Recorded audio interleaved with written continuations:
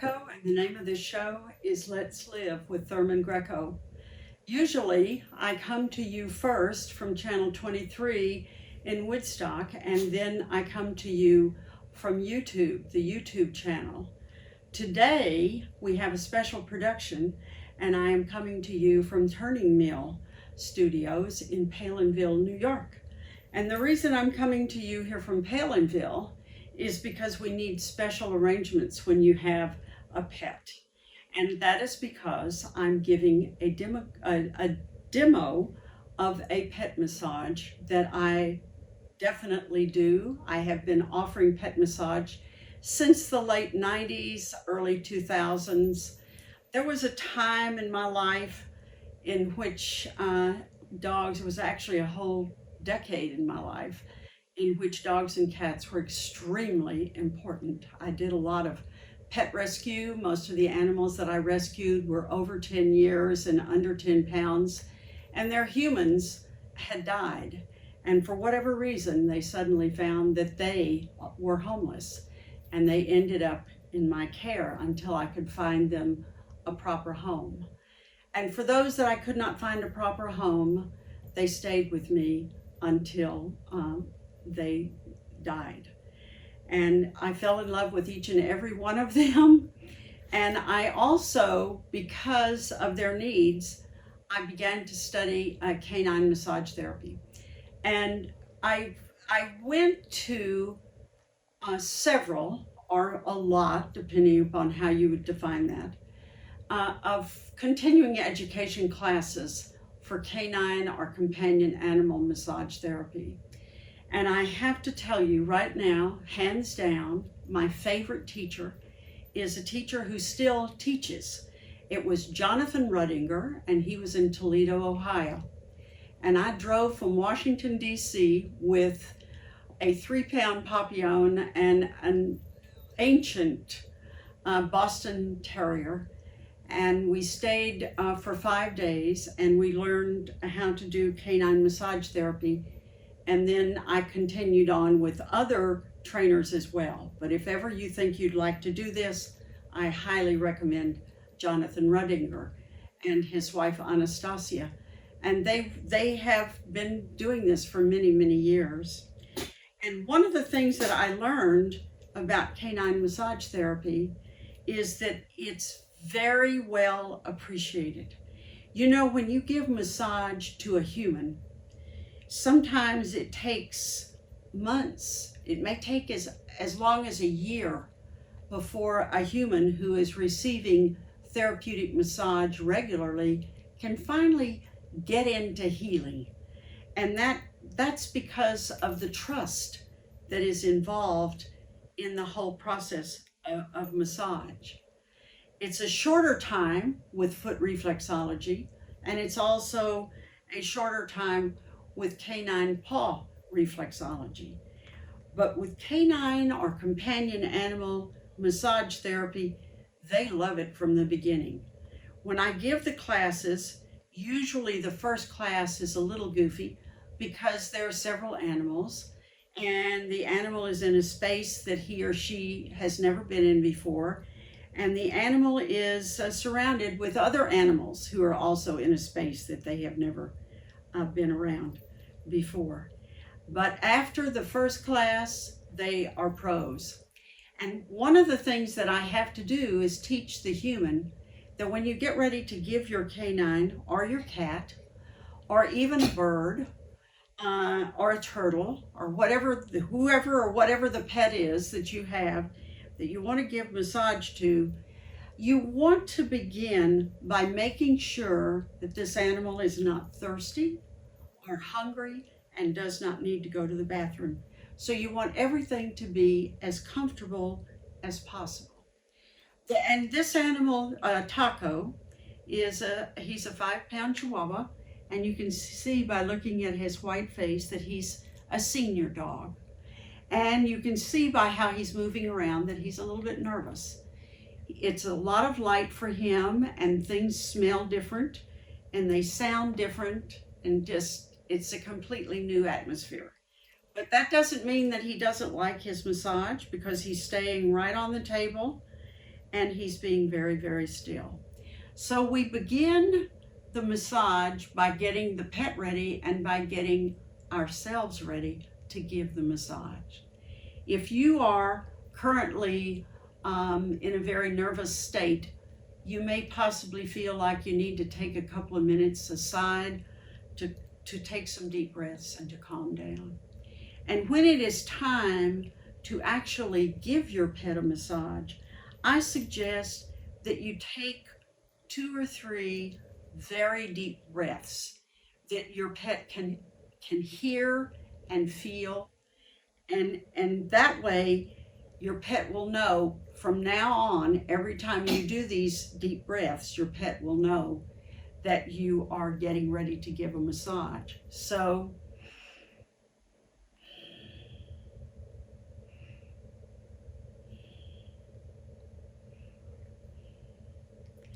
when we first start to give a massage, one of the first things that I like to do is do the ear massage. Now, he's a little bit nervous about this ear massage. And the reason he's a little bit nervous about the ear massage is because I always, when I give Taco a massage personally at home, he gets his massage on his neck first. And it's a very gentle touch. You don't want to apply much of pressure at all. Taco has arthritis of the neck, and he's very happy to get massage around the neck and around the shoulders, and he enjoys his massage very, very much. So we're going to start off. I tried starting off with the ears, and that was he let me know right away that he wanted his neck massaged first. Then, once we get ready to start, you're going to go down through the chin and down under the neck and under the throat. And you hear that snort? That's a Chihuahua saying, listen, girl, get back to that neck. What is this throat stuff? So we're going to do a little bit of massage here along the neck, and we're going to go around the face in little tiny circles, little bitty teeny circles. And when you give your pet a massage around the nose and around the face and on the ear, you're really doing a lot of work because there are a lot of nerve endings that are located in the head. And then we're going to do some very, very luscious long ear pulls. And we're going to do, yep, see, he wants to go back to the neck all the ways. I'm going to have to do this class again, and I'm going to have to find somebody else's dog, because this dog is very, very clear about what he wants. And did you see him come up on his legs? He wants me to do other parts. This is something that's very, very important, because once you have learned to give massage to your pet is going to come to you and ask for massage in a specific place. Your pet may come to you and offer you a shoulder. Your pet may come to you and offer you a hip or even a spine. One of the things that I like to do when I give a pet a massage is go down the spine. We go all the way down to the end. You see how he just relaxed? He took a big yawn, and he's relaxing now. So we're going down the spine very gently, all the way down the back. And this is very, very important. You can very gently, I'm very, very gently touching him along this neck, because that is where his arthritis is. And then we go down the spine. And when I do the shoulders, I go along the shoulders in a circular pattern, because the shoulder muscles are bigger than the leg muscles. So we're going to do the shoulder muscles, and then we're going to go down to the end of the foot. We're going to go all the way down. And then we're going to, I don't think we're going to get much beyond this neck because this is what Taco wants. So we're going to do this massage, and then I'm going to come out here probably in about a month or so, and we're going to have a different dog. We're going to have one who is not so set in his ways about what it is that he wants. I am going to show you that when we go down the spine, you go all the way down the backbone and you go to the end of the plume. And you know, a lot of dogs have very, very sensitive tails and plumes. So you have to be very careful. If your animal is not real comfortable with you working the tail, then just don't. Wait until you've given massage several different times. You are going to find when you give massage to your pet, whether it's a dog or a cat or a bunny rabbit, you are going to find sore places. And when you find sore places, they're going to let you know. He didn't let me do his plume, and that's because his tail and the lower spine, the end of the spine, is sore, and he didn't want it touched. And this massage that I give is not a massage that is supposed to hurt your animal. So you want it to be soft, you want it to be therapeutic, and you want it to be healing. So here we are, we're working his shoulder again in circles. And also you can, after you have worked the shoulder in circles, you may take the leg at the shoulder and actually do rotations, which is very, very good. Now, I'm going to turn him the other way, and we are going to do the circular motion. And then we're going to move this arm. And we're going to go on the chest. We're going to go in the area of the thymus, and we're going to go down between the two front legs. Now, animals have chakras, and your dog does have a thymus chakra, and there is a chakra that is located in this area of your dog, and it's called the brachiocephalic chakra. Your dog has a crown chakra, and your dog also has a little teeny chakra on the tip of his nose.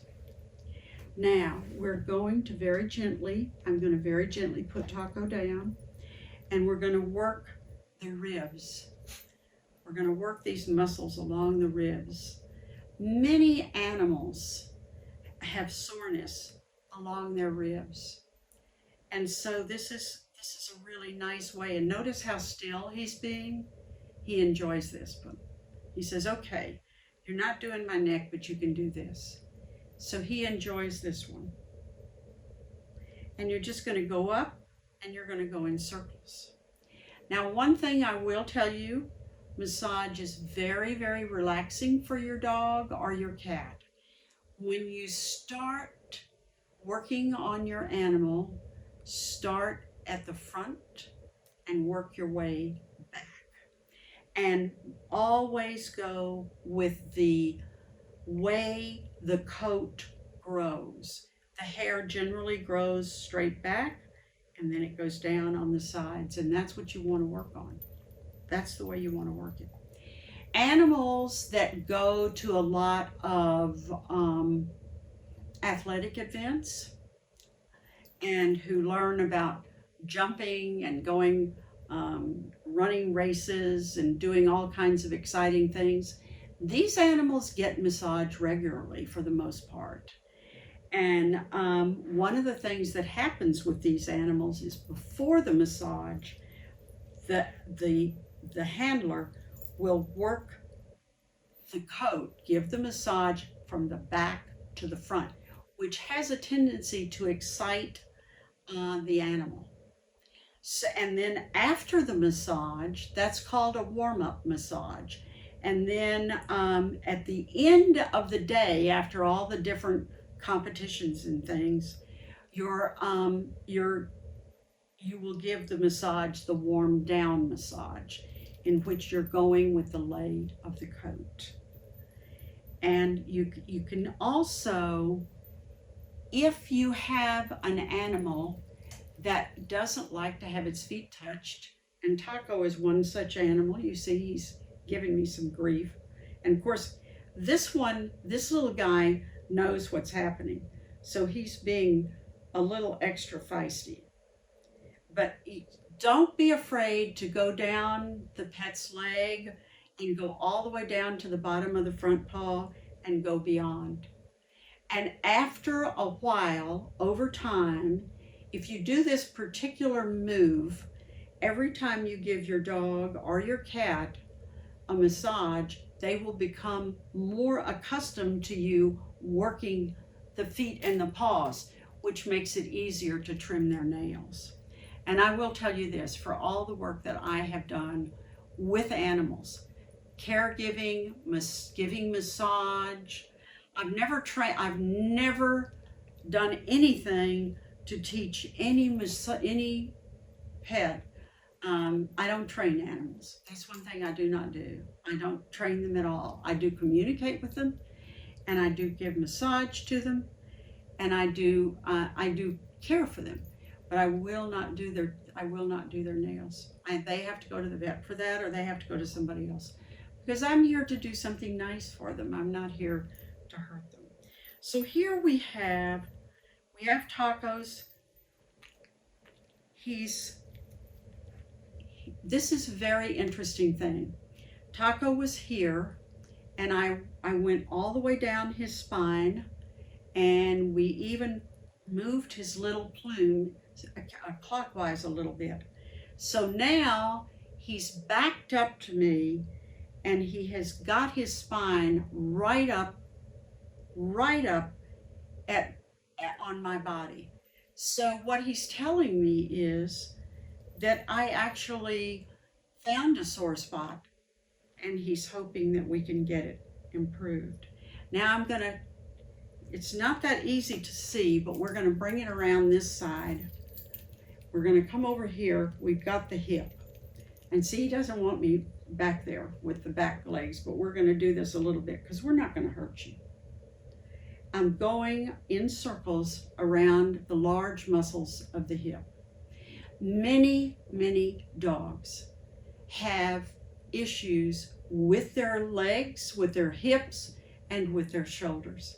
And you know, I see people every day walking their dog.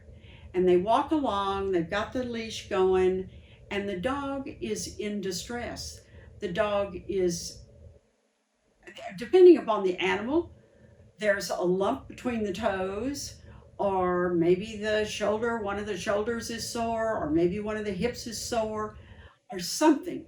And the owner doesn't even know it. And that's because the owner has got his attention is on the leash and going down the street, and doesn't realize that the animal is really uncomfortable.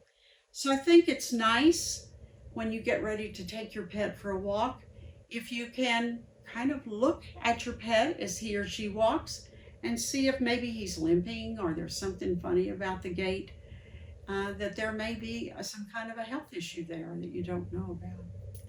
One of the things I will do for you today, I am going to show you how to do a scan on your dog. And you want to do a scan on your dog at least once a week. And when you do a scan on your dog, what you want to do is, first of all, look in the ears. Are the ears red? Is there debris in the ears? Does it smell funny? Is one ear pink and the other one is not? You need to find out if there's something wrong with the ears. You also, and of course Taco does not like this at all, you're going to lift up the little mouth and see the teeth and see the gums. We need to take care of our animals' teeth. And one of the things that disappointed me, and I love New York State totally and completely. We came here by choice, and I tell people every day how happy I am to live in New York State.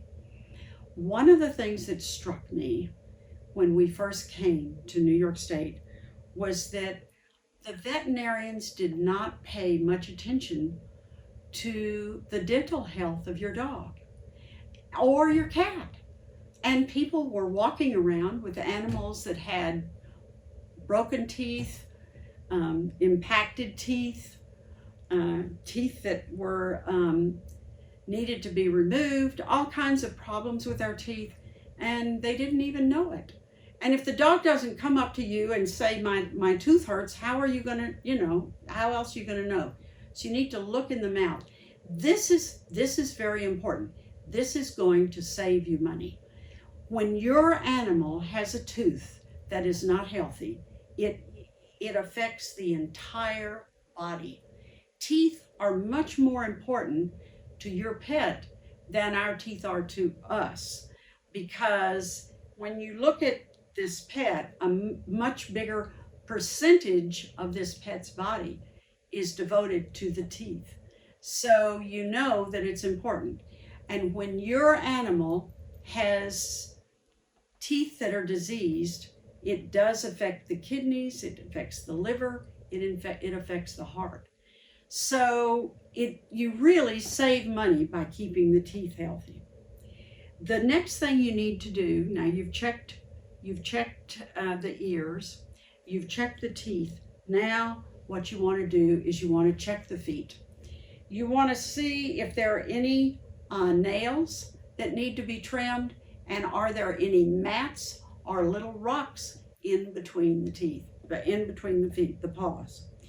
One of the things that does happen is if you have a long-haired dog, or even if you think that you have a short-haired dog, hair grows between the pads of the feet, in the pads of the feet. And especially in the winter, they can get chips of salt embedded in the feet, and every step they take is painful. So you want to check on that. You also want to run your hands along the entire coat. And what you're looking for is you're going to feel for lumps. You're going to feel for matted places that need to be cut out. And you are going to feel for places that are bald. And you're going to also feel for places where suddenly the coat is a different color. Sometimes, and this is true of terriers. Terrier or other terrier-like dogs. You will suddenly see a spot that's a different color than the rest of the coat. That represents a bruise. So you want to know, why is my pet bruised here? And you want to know, does the coat feel good? And if you feel a lump, you need to take your dog to the vet and have it looked at. Now with humans, lumps are very dangerous. And when we find a lump, we have to go to the doctor, and it is a serious situation. With our pets, they're not necessarily cancerous, but your dog does not need any kind of a lump growing on the outside of the body. So you want to go through the whole body, and you want to look for changes of color in the coat. You want to look for lumps in the coat. You want to look for stiffness. You want to look for, suddenly you're going down the coat and you're not doing anything at all. You're not hurting your pet. All of a sudden your pet jumps. You have hit a sore spot. So those are things that you want to do with your pet. And I like to do that at the end of the massage, after I've done the entire massage, because then the pet is calmer and more relaxed and more open to all of the inspection. And then when it's time, you want to do this one last little Yeah, I know. It's time to do the neck again one last time. And I want to thank you very, very much for giving us your time today. And I promise you a future canine massage with an animal who is not quite so spoiled rotten as Taco is. And thank you once again. I hope you will come back and see all of the different YouTube videos. And we're going to do several more massage videos, and we are also going to do some chakra healing videos with your pets. And thank you very much.